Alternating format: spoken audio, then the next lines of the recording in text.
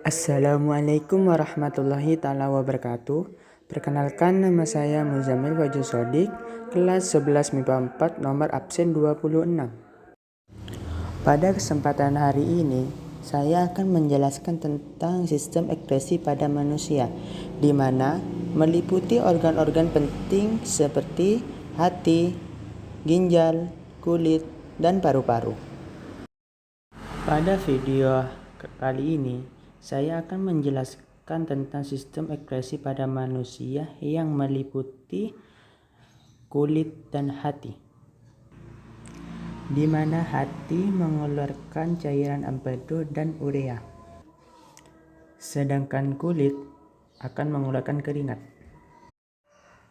Dimulai dari hati, di mana hati berperan dalam mengeluarkan sisa-sisa zat metabolisme berupa urea dan cairan empedu dalam sistem ekskresi.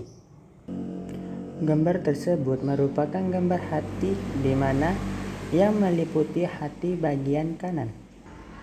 Hati bagian kanan merupakan bagian hati yang terbesar, sedangkan hati kiri bentuknya lebih kecil daripada hati yang kanan. Hati menghasilkan cairan empedu dimulai dari penghancuran eritrosit yang sudah tua dan hemoglobin. Hemoglobin tersebut akan diuraikan menjadi Hemi, Fe, dan globin. Fe dan globin akan disimpan di dalam hati dan dikirim ke sumsum tulang merah. Zat tersebut nanti akan digunakan untuk membentukkan antibodi. Selain itu, hemin akan dirombak menjadi bilirubin dan biliverdin. Bilirubin mengandung zat berwarna hijau biru yang nantinya akan mengalami oksidasi di usus dan berubah menjadi eurobilin. Eurobilin nantinya diekskresikan dari dalam tubuh dan memberi warna kekuningan pada urin dan fase. Biliverdin akan menjadi zat warna bagi empedu yang akan disalurkan di kantong empedu. Yang kedua yakni proses yang menghasilkan urea, di mana NH3 mengikat ornitin sehingga menghasilkan sitrulin. NH3 yang tersisa mengikat sitrulin dan menghasilkan arginin yang nantinya akan terurai menjadi ornitin. Urea H2O dengan bantuan enzim arginase.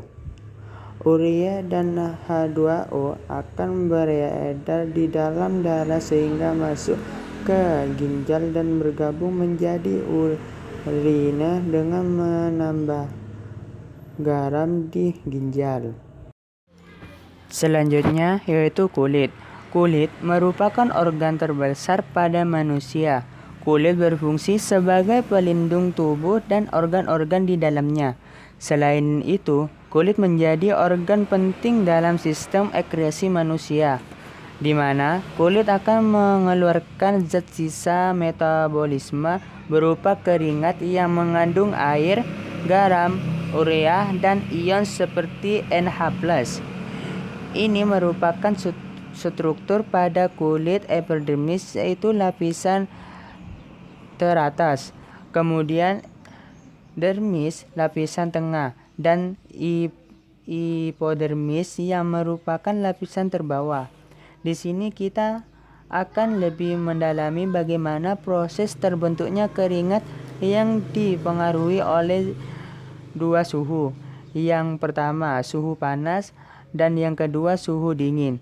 Suhu panas, di mana panas matahari akan menyebabkan perubahan suhu pada pembuluh darah, lalu pembuluh darah tersebut akan mengirim rangsangan kepada hipotalamus, di mana hipotalamus akan menghasilkan enzim bradikinin di mana enzim tersebut akan berperan dalam mengaktifasi kelenjar keringat dan berperan dalam pelebaran pembuluh darah.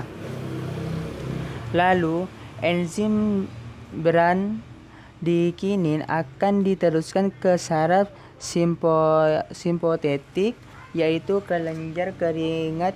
Disinilah kelenjar akan menyerap air garam dan urea dari pembuluh kapiler, lalu mengirimnya ke permukaan kulit dalam bentuk keringat. Pada saat itu pula, kulit akan menampung keringat yang menyebabkan pori-pori melebar dan akhirnya keringat dapat dikeluarkan atau diuapkan pada saat itu. Apabila kita sudah mengeluarkan keringat, maka tubuh kita akan kembali normal. Proses yang kedua yaitu bagaimana proses pembentukan keringat yang dipengaruhi oleh suhu dingin, di mana proses diawali dengan adanya rangsangan berupa penurunan suhu lingkungan yang menyebabkan suhu tubuh manusia menurun. Rangsangan tersebut akan diteruskan ke hipotalamus, di mana hipotalamus akan menerima rangsangan yang menghasilkan enzim bradikinin untuk mengatur kerja dari kinerja kelenjar keringat. Suhu yang rendah menyebabkan kinerja kelenjar keringat akan turun dan pori-pori juga pembuluh darah menjadi sempit.